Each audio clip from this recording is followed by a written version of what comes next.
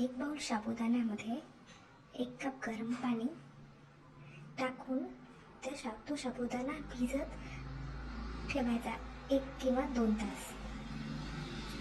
त्यानंतर भिजलेल्या साबुदाण्यामध्ये अर्धी वाटी शेंगदाण्याची पूड टाकून मिक्स करून घ्यायचं आणि 3 ते 4 चिरलेले मिरच्या आणि कोथिंबीर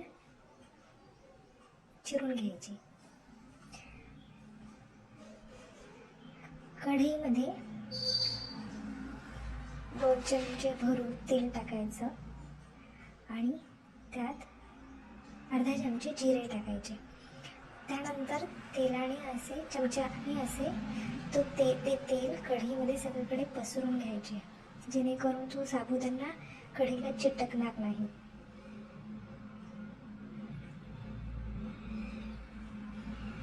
त्यानंतर चिरलेल्या हिरव्या मिरच्या टाकायच्या.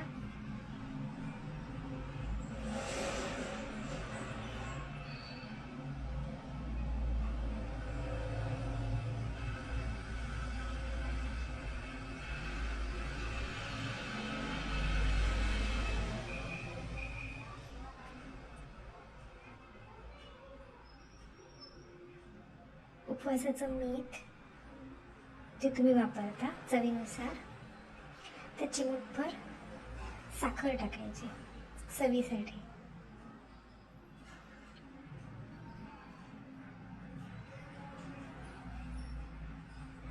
त्यात थोडंसं लाल मिरचीचं पावडर टाकायचं, त्याने छान कलर येईल खिचडीला.